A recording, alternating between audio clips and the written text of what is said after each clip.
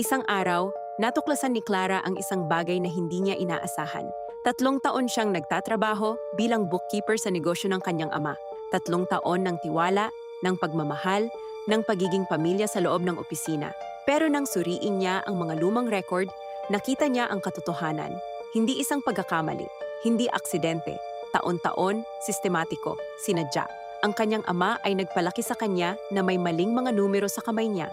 Ilang gabi siyang hindi nakatulog. Naisip niya ang lahat ng sakripisyo ng kanyang ama para sa kanya.